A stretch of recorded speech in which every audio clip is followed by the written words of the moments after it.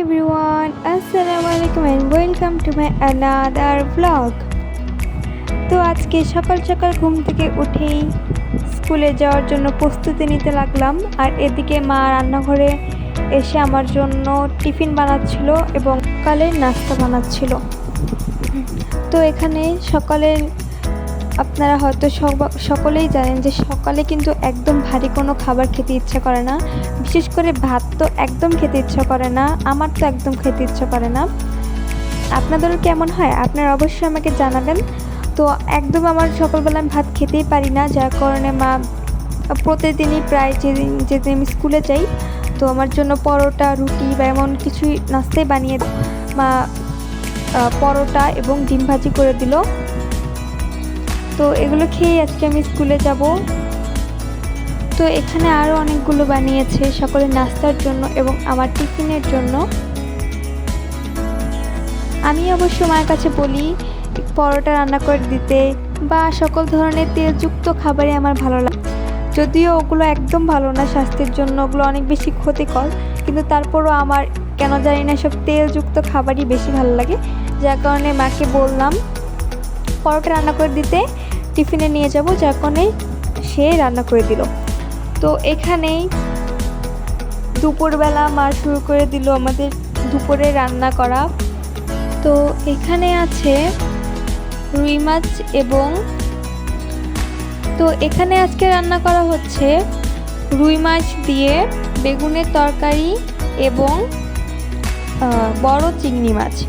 তো অনেক দিন ধরে আমার বড় চিংড়ি খেতে ইচ্ছে করছিল, তো আব্বুকে বললাম নিয়ে আসতে, তাই আজকে আব্বু নিয়ে আসলো। আর মাকে বললাম রান্না করে দিতে, তাই মা রান্না করে দিচ্ছিল। আমার কিন্তু ছোট চিংড়ি থেকে বড় চিংড়ি বেশি ভালো লাগে, যার কারণে আজকে বড় চিংড়ি মাকে রান্না করতে বললাম। এখানে বড় যে চিংড়ি মাছগুলো আছে এই চিংড়ি মাছ পেঁয়াজ দিয়ে রান্না করা হবে, ভাজা ভাজা করা হবে। যেহেতু আমার ভাজা ভাজা তরকারিগুলো বেশি ভালো লাগে, তরকারি বেশি একটা ভালো লাগে না, যার কারণে মাকে বললাম যে চিংড়ি মাছগুলো তুমি তরকারি করো না, এগুলো ভেজে দাও, আমি ভাজাই খাবো। যার কারণে মা এগুলোকে ভেজে দিচ্ছিল। আর সব কিছুর এত সুন্দর একটা গন্ধ আসছিল যে কি বলবো, পুরো বাসা গন্ধে ভরে গিয়েছিল, এত সুন্দর স্মেল। তো এখানে দুইটা তরকারি রান্না করতেছে, কারণ একটা তরকারি দিয়ে তো আর সবার খাওয়া হবে না, তাই না? যার কারণে এখানে সবসময় আমাদের বাসাতে 3 থেকে 4টে আইটেম মায়ের বানাতেই হয়। এতগুলো রান্না করতে কিন্তু মায়ের কষ্টও হয়, কিন্তু আমাদের বাসায় কেউ একটা তরকারি পছন্দ করলেও আরেকজন সেই তরকারিটা পছন্দ করে না, যার কারণে মায়ের অনেক এক একজনের জন্য এক এক ধরনের আইটেম বানাতে হয়। এতে করে মায়ের বেশি কষ্টও হয়, কিন্তু কি করবে, যেহেতু আমরা খেতে পারি না, যার কারণে এতগুলো আইটেম বানাতে হয়।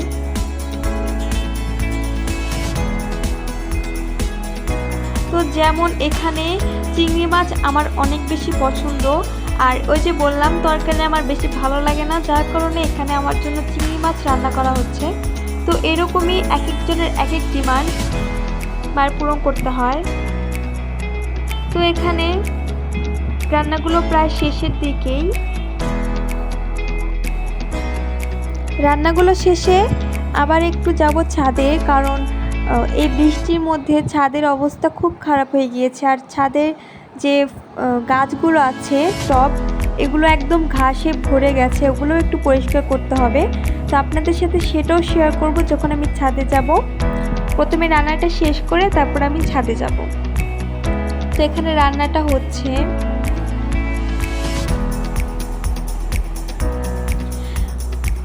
আমার কিন্তু এই বেগুন আর রুই মাছের তরকারিটাও বেশ ভালো লাগে, কিন্তু এখানে যেহেতু আমার আরেকটা পছন্দের তরকারি রান্না করা হচ্ছে, যার কারণে আমি চিংড়ি মাছটা আজ খাবো।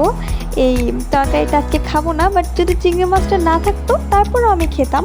চিংড়ি মাছটা না থাকলে আমি এই তরকারি দিয়েই খেতাম, কিন্তু যেহেতু আজকে চিংড়ি মাছ রান্না করা হয়েছে, আমার পছন্দের কোনো তরকারি রান্না করা হলে আমি সেই তরকারি দিয়েই ভাত খাই, সেই তরকারি তরকারিটা যেমনই হোক না কেন, আমি কিন্তু 3 বেলা ওটাতেই ভাত খাই, আমার অনেক বেশি ভালো লাগে। তো ঠিক আজকেও ঠিক তেমনই। আর এই যে আপনাদের সাথে এখানে কথা বলতে বলতে আমার তরকারি রান্না করা একদম কমপ্লিট, দুটোই রান্না একদম হয়ে গেছে। তো এই এখানে চিংড়ি মাছ এবং রুই মাছের তরকারি, দুইটা তরকারি দেখতে কিন্তু অনেক বেশি সুন্দর লাগছে, তাই না?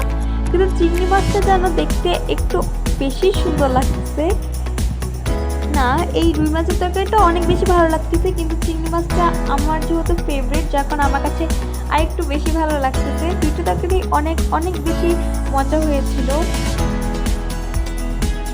আমি কিন্তু শেষে দুটো তরকারিতেই ভাত খেয়েছি, কারণ দুটোই অনেক বেশি মজা হয়েছিল।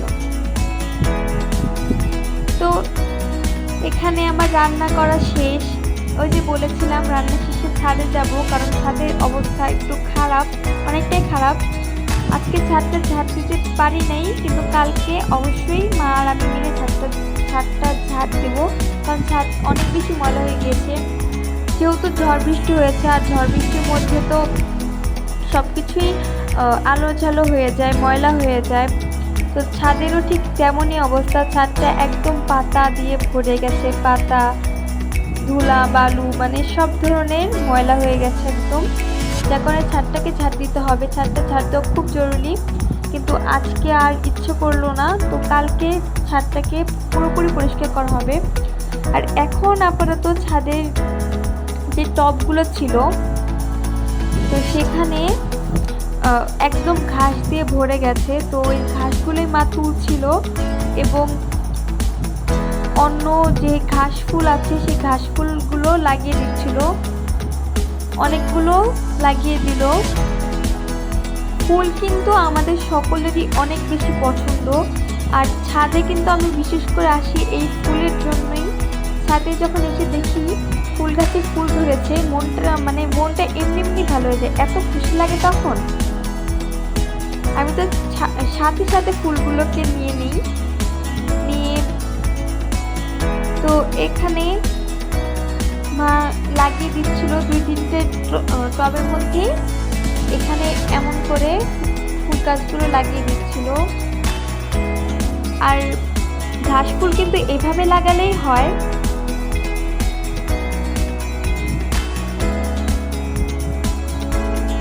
ঘাস ফুল আমার অনেক বেশি ভালো লাগে।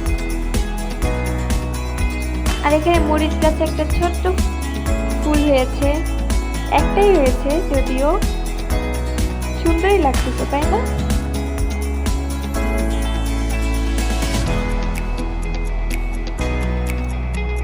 তো এখানে এই যে ছাদের খুব খারাপ অবস্থা, একদম পাতা পড়ে আছে।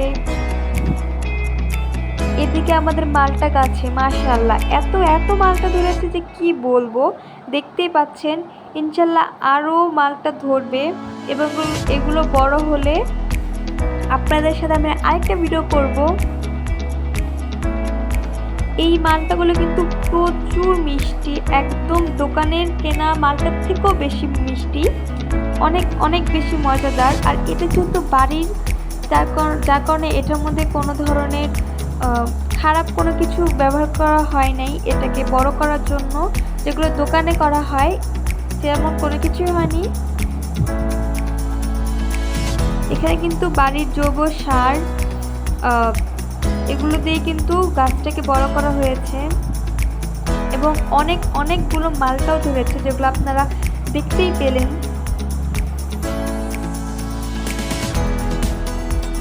এখানে আরেকটা টব, এখানেও আমি লাগিয়ে দিচ্ছি, মানে যতগুলো আছে আমাদের এখানে টব সবগুলোর মধ্যেই আমি গাছগুলোকে লাগিয়ে দিলাম, কারণ এগুলো হলে কিন্তু দেখতে অনেক বেশি সুন্দর লাগে। আর এখানে আমি তো লাগাচ্ছিলাম না, লাগাচ্ছিল মা, আর আমি দাঁড়িয়ে দাঁড়িয়ে দেখছিলাম আর ভিডিও করতেছিলাম। আর এখানে দিয়ে দিল চা পাতা, এগুলো দিলে কিন্তু এগুলো কিন্তু গাছের জন্য অনেক বেশি পুষ্টিকর, যার কারণে মা এগুলো দিয়ে দিচ্ছিল। আর আজকের ভিডিওটি ছিল এই পর্যন্তই। আপনাদের যদি ভিডিওটা ভালো লেগে থাকে আমার চ্যানেলটিকে সাবস্ক্রাইব করে আমার পাশে থাকবেন। আল্লাহ হাফিজ।